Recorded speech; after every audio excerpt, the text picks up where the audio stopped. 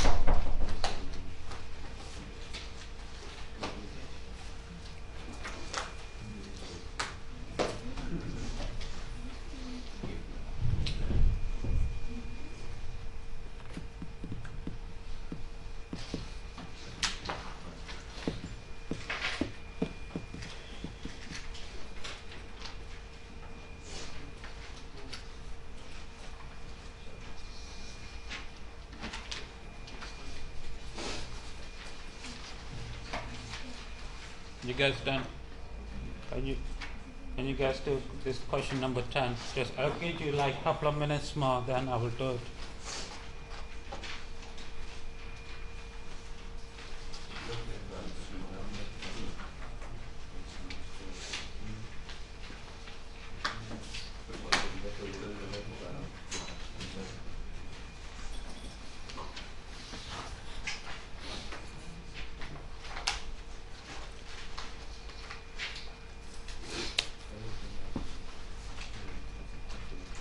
No, that give it to them because okay.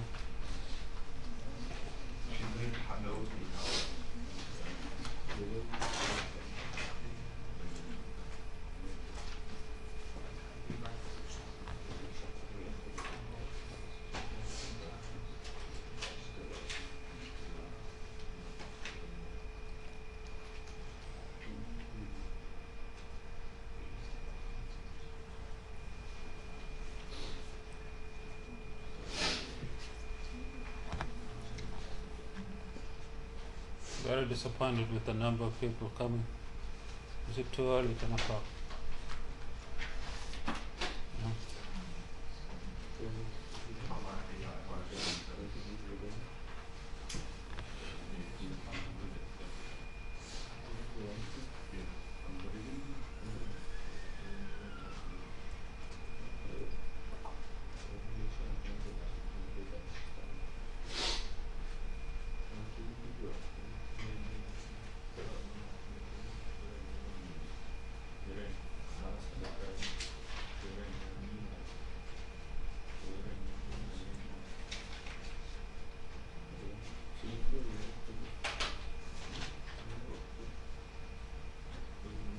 Alright guys, so you shouldn't have any trouble doing this, okay?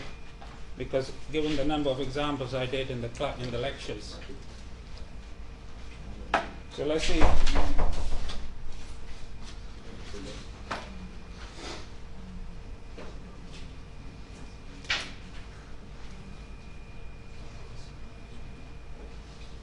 Question 10. You have p hat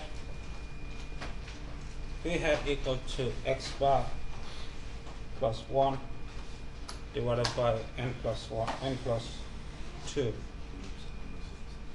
Okay, the first thing we want we want to find is the bias. Remember, the bias is defined as, is the screen too bright? Is it okay? Okay.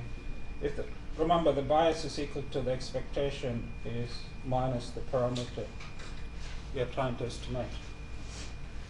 So this is the expectation of x bar plus 1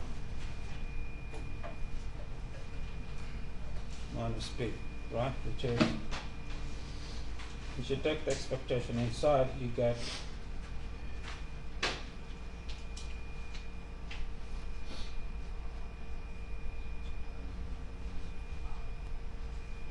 like this. Sorry, man. Okay, now x bar is the sample mean, so you can write this as n plus 2 times the definition of the sample mean, which is this.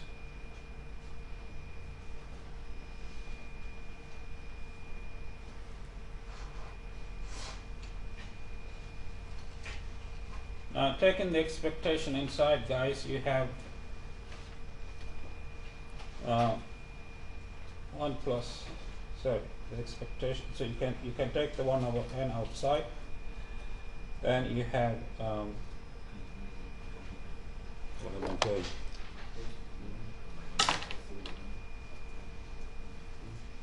sorry, excuse me, just for a sec. Take the 1 over n outside, and then you have a sum. Then you have a sum of the expectations of xi.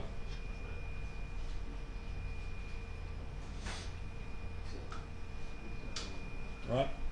Now we are told that each xi has a binomial distribution. I think it's a typo. I think there's a typo in the question. You should say n, not m. Can you correct this?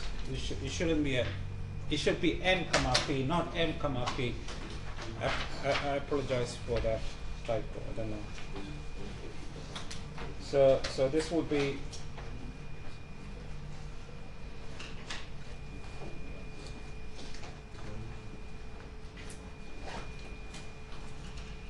n times p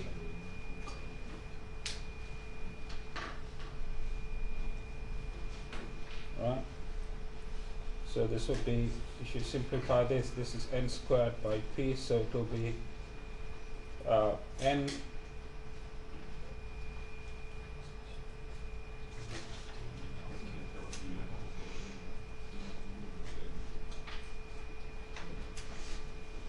so the estimator is clearly not biased. So this implies that p hat is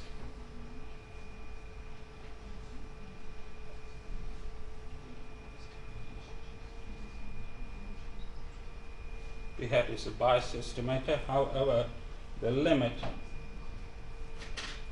of the bias as n goes to infinity is p plus 0 minus p, which is 0. So this implies that p hat is asymptotically biased for p. Okay. Do you follow what I've done? There was a typo. I'm sorry, I'm not telling you about the typo before. The xi has the binomial with parameters n comma p, not m. Right, n for Nancy. Okay. So this is the bias you get, which is clearly not equal to 0, right? But as n approaches infinity, it goes to 0. So the estimator is asymptotically biased. Right. Okay, so that's the first part. The second part, are you guys okay with this or not? Anyone? The second part is to find the MSC, or the variance. And I think it's asking you, yeah, it's asking you for the variance in this case. All right. So to find the variance of P hat is equal to variance of x bar plus 1 divided by n plus 2. And this is the same as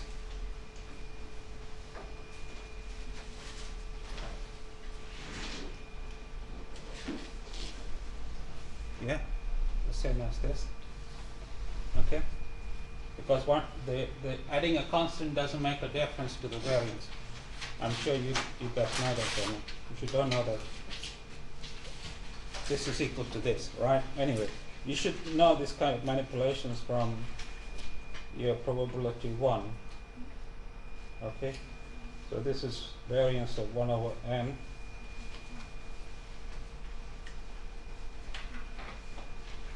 Right, now take the variance inside, you get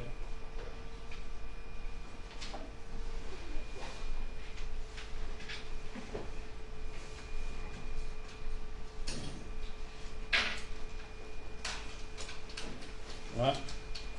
The variance of xi, you guys know, for a binomial distribution with parameters n and p,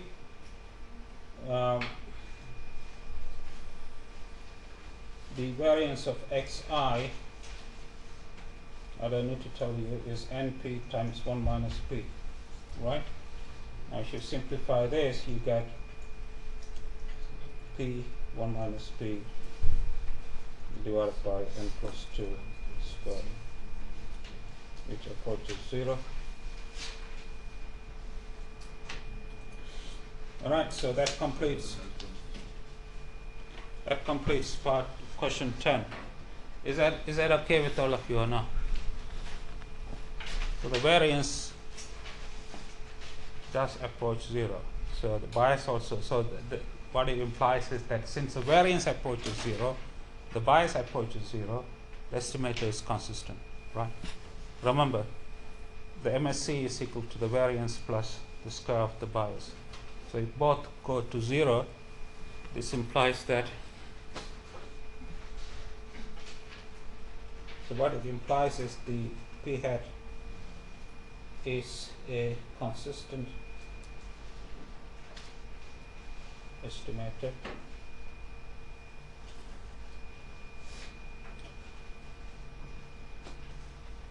okay. All right, can you do question 9 please now? Question 9.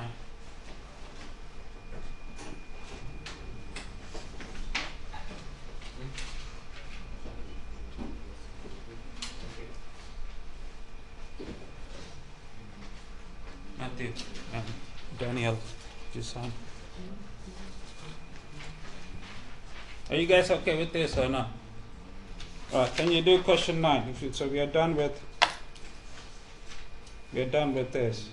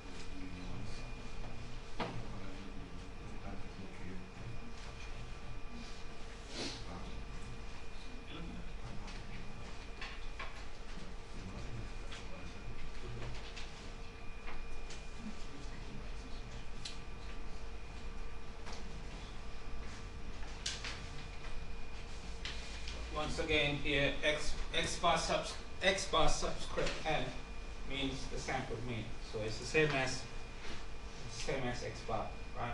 Okay.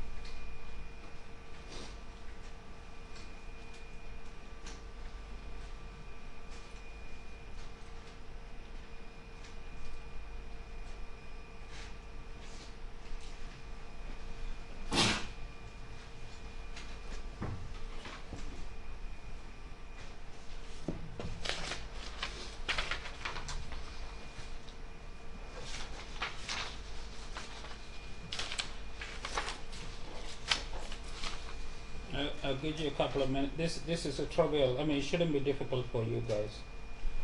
I did similar question in the class.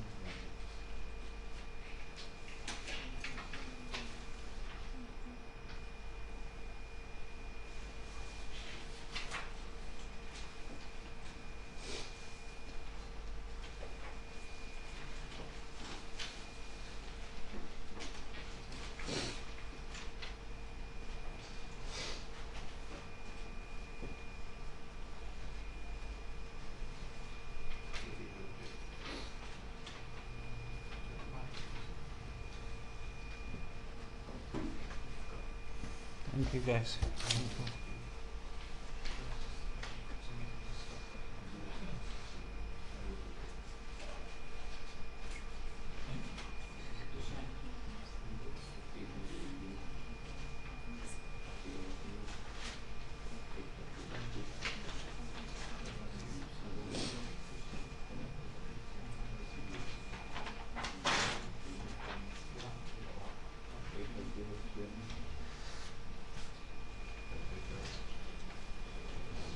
Anybody who hasn't signed the information, let me know.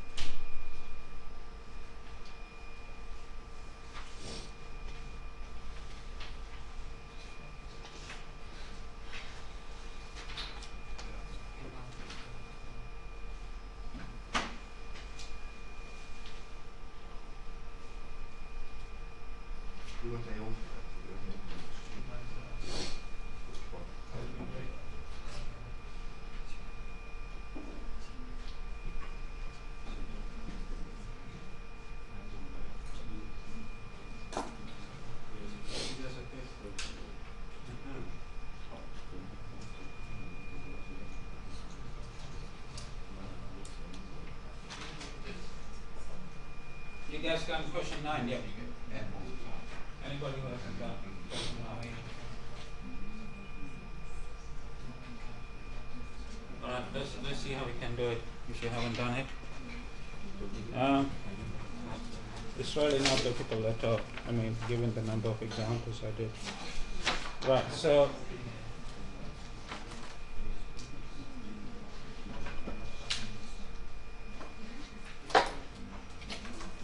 question 9. Okay, so you have theta hat equal to k times x bar, where k is a constant. So we need to determine the constant so that the estimate is unbiased. So the first thing you need to work out is the bias of theta hat, which is the expectation of minus theta. Alright, so this will be k times the expectation of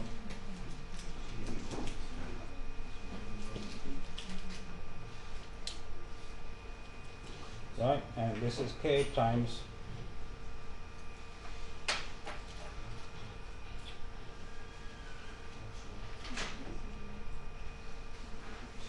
now for a uniform for a uniform 0 theta, what's the expectation of xi? Yeah, which is theta by 2, right? Yeah, so remember it's a plus b divided by 2, right? So it is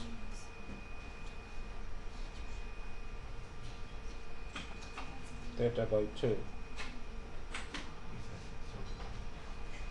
Okay, so this would be k over n multiplied by n theta by 2 minus theta, which is k theta by 2 minus theta, and this is 0 if and only if k is equal to 2. So k must be equal to 2 for the estimator to be unbiased. You guys follow or no? Yeah? Yes? Any questions? The next part is to find the variance, right? To find the variance, it's the same as the variance of 2 times x bar. Now take the 2 outside, it becomes 4. 4 times the variance of 1 divided by n.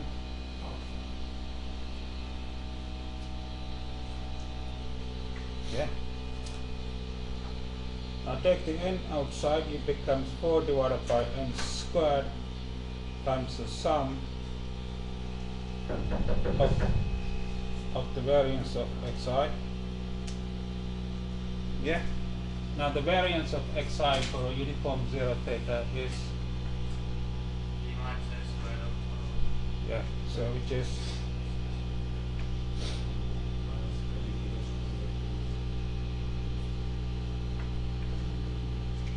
theta squared divided by 12, right? So this simplifies to 4 over n squared times n theta squared by 12, which simplifies to theta squared divided by 3n, which equal to 0 as n equal to 0, infinity. So what you can say is that the estimator theta hat equal to 2x bar, right, is unbiased and consistent.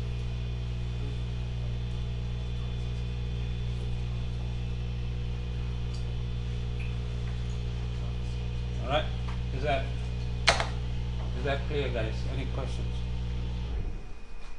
Can you do number 8, please? Number 8.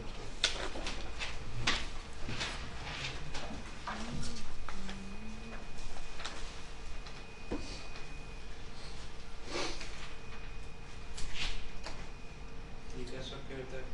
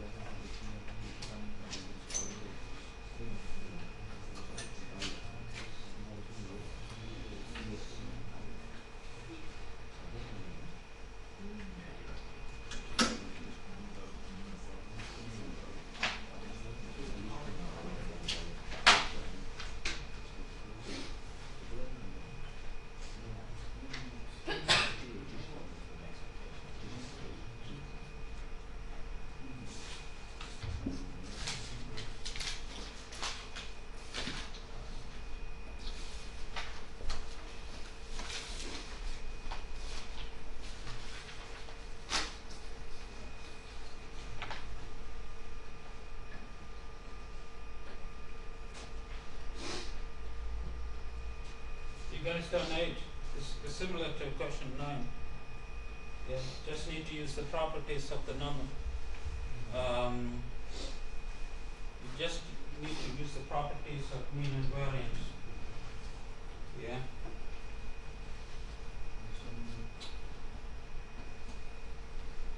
Okay.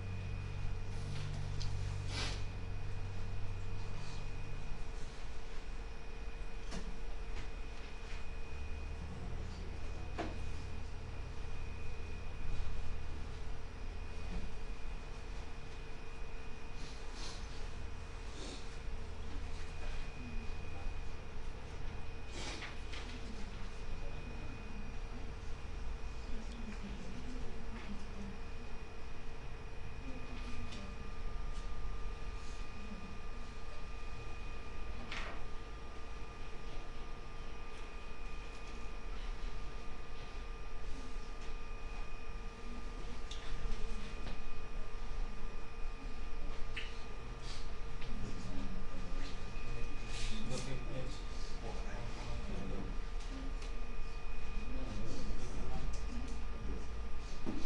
Yes, okay. Just try to use the definition of variance and mean.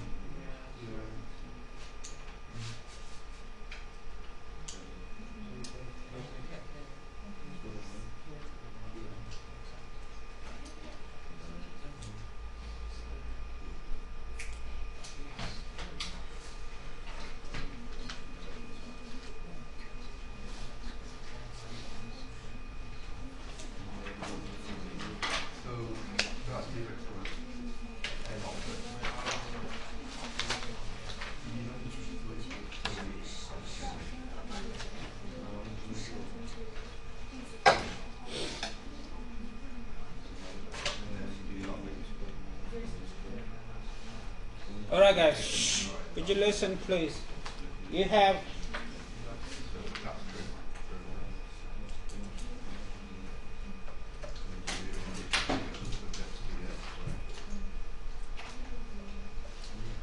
you're given you have a sample from a population with mean equal to 0 and sigma squared is the variance.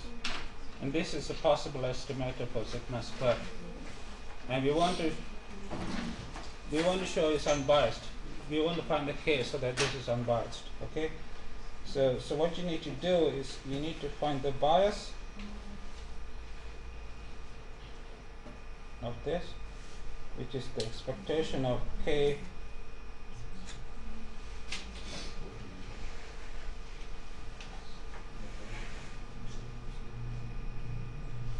okay, this is the definition of bias, right?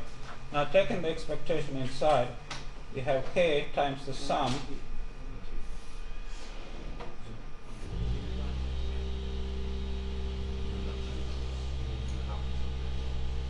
now what do you know about expectation of xi squared? Now you can write this as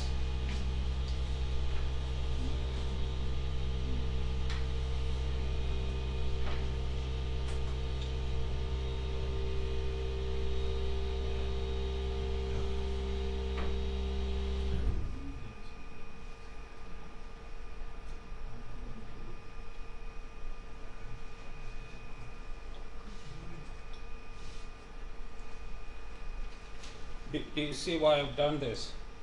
What do you know about this guy here, guys? This is equal to variance, okay? This is the variance of xi. Okay, and this is the mean squared. Alright, so what you have is k variance of xi plus the square of the mean.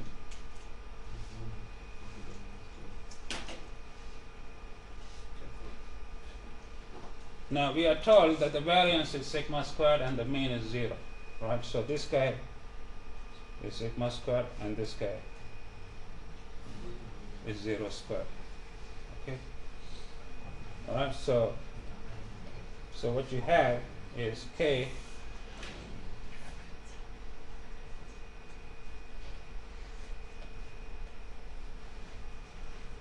okay. You follow me? Now the sum of sigma squared is n sigma squared, so it's k n sigma squared minus sigma squared, and this is 0 if and only if k is equal to 1 over n. Alright, so that proves the first part of the question. The second part, are you guys okay with this or not? Yeah? The second part is asking you if xi are 0 sigma and normal 0 sigma squared, what's the sampling distribution of sigma squared? That's basically bookwork. You should look at my notes, my handwritten notes, or either way.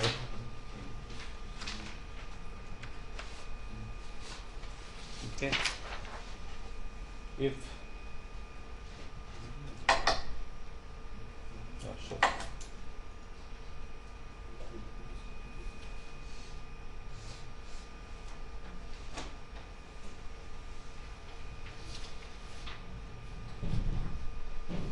Right, then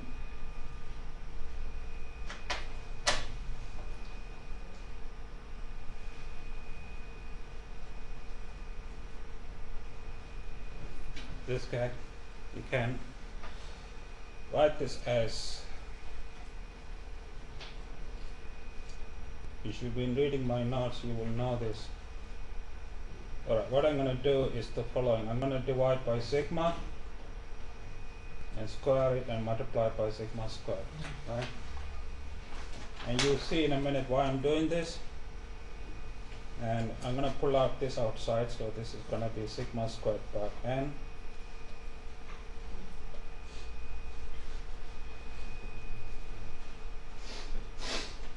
And this, if you've been reading my notes, or either notes, the printed notes or the handwritten notes, you will see that this guy here has a special distribution, which I talked about, known as the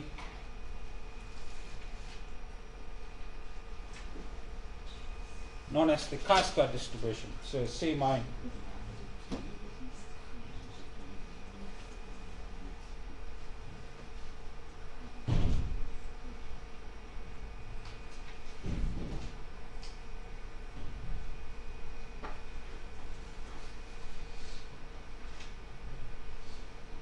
Right?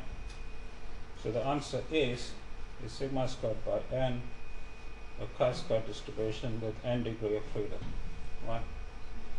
Okay, so that proves that's. I mean, if you look back in my notes, either the printed notes or the handwritten notes, you will see that this guy, if xi or iid normal 0 sigma squared, this guy has a chi-square distribution with n degree of freedom, right? So can you do question 7, please? Now 7.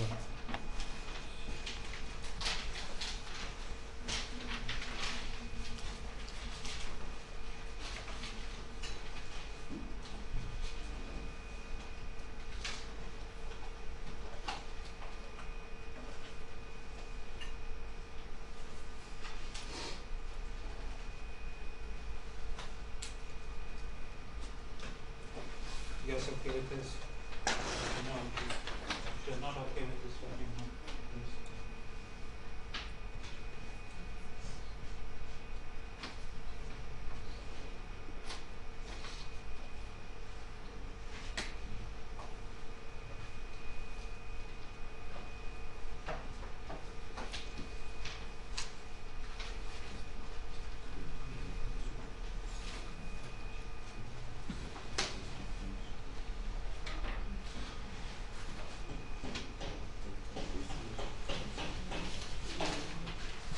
For question 7, I'm using the.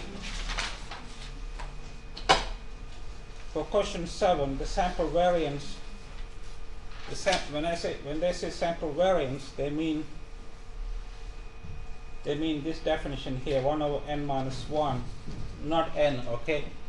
I know I gave you two definitions, but for this question, use the 1 over n minus 1 times this. All right, this is the definition the question refers to. Okay. This is the unbiased version of the sample variance. Okay. There's also a biased version. The biased version has 1 over n, but this has n minus 1. Okay.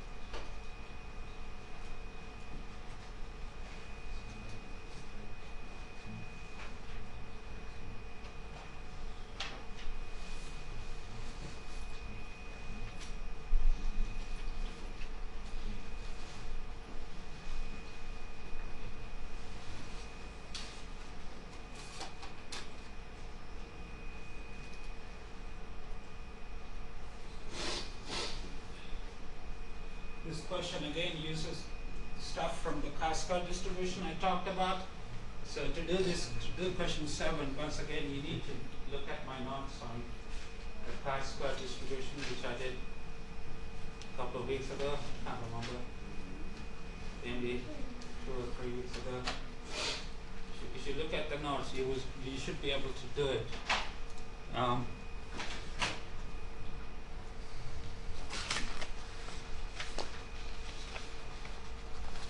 All right. Anyway, let me show you. So we are running out of time now. So you should look at. So this is question 7, part 1. So the question is to find the probability that the sample variance. So in this case, the sample variance they're talking about is n minus 1. 1 over n minus 1 times this guy here. All right, this is the sample variance between 25 and 60. Okay, so this is the probability that your sample size here is 10, so 10 minus 1 is 9.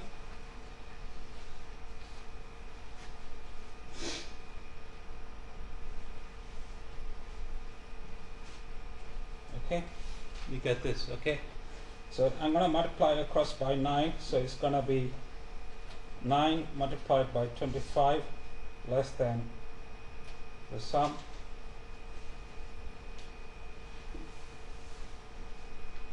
Less than 9 multiplied by 60. All right, the next thing I'm going to use a result I talked about 2 or 3 weeks ago. You may not remember this, but it is in the both sets of nodes. Okay. Now we should divide everything here by sigma squared. What is sigma squared in this question? In this question, what is your sigma squared? 36. Okay. Guys, sigma squared is the variance. You should divide. I'm going to divide the whole thing by sigma squared. So it's 9 times 25 divided by 36. You will see why I'm doing this, because the reason I'm doing this is because I'm going to use a result from the notes I gave you, both sets of notes, the handwritten as well as the printed one. If you look at the notes, you will see something special about this. What can you say about the distribution of this? You should remember what I did 2 or 3 weeks ago.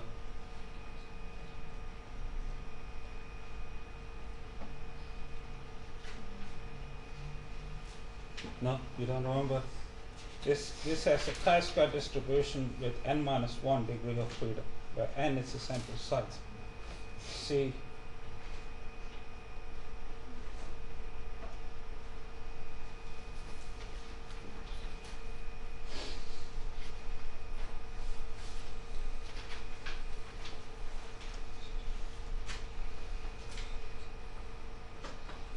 okay. So in this case, n is 10, so n minus 1 is 9. So this becomes the probability that 9 times 25 divided by 36 less than chi squared 9 less than 9 times 60 divided by 36. All right. You can of course simplify this. This guy is equal to 25 divided by 4, and this guy is 60 divided by 4, which is 30 divided by 2, which is 15, right? 15. Okay. So the probability that you have is simply 25 divided by 4 less than chi squared 9 less than 15. Okay. So obviously you will need to use this.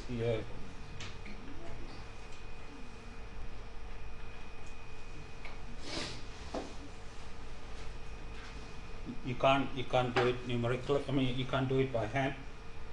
You can use the R software to compute this. Right. So that's part 1. Part 2 is similar. Part 2 is, do you guys follow what I've done here or not? Yeah. Part 2 is kind of similar, except the only thing is, let me finish it now. Okay. Part 2 of the question is asking you what should n be so that the probability that s squared here is the sample variance greater than 20 is 0.9. So this is the same as saying that the probability that 1 divided by 9, because I'm using the 1 minus n minus 1 definition.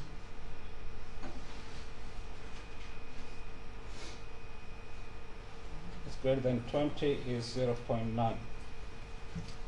Okay, so now I'm going to multiply by 9 both sides, so it's going to become the probability that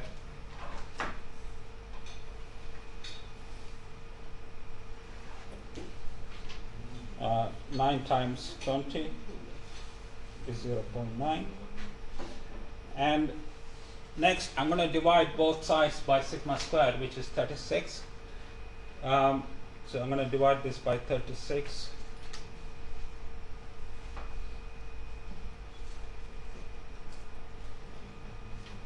And also divide this by 36, 0.9. Now this, as I said before, this has the chi-square distribution with n minus 1 degree of freedom.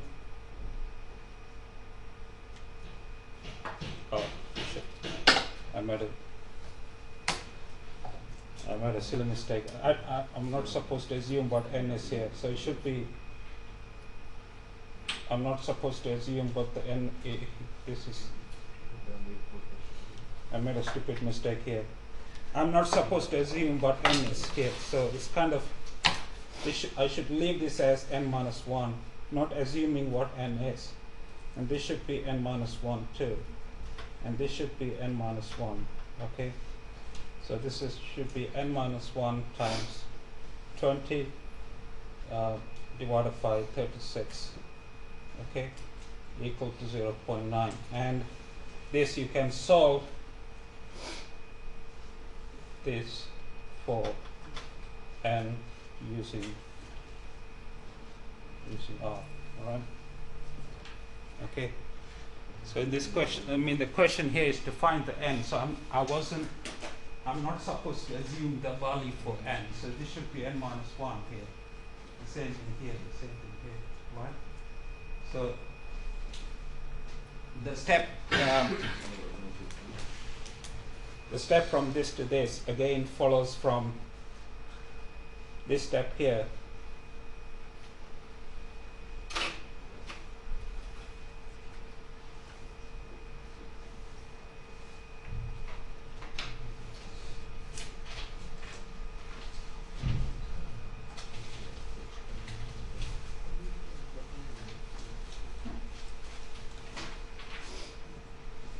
Alright? Okay, the step from this line to this line follows by the knot from the Pascal distribution. Now to solve this equation you will need to use R. Okay. Alright guys.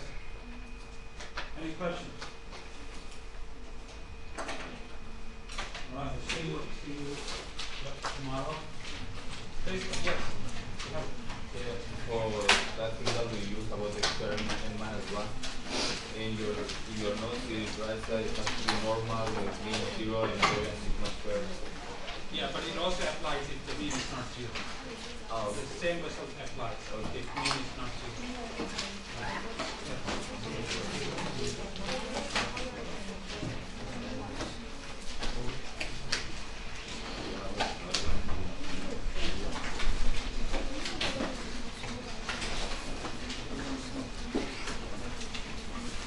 Alright guys, any other questions guys, let me know.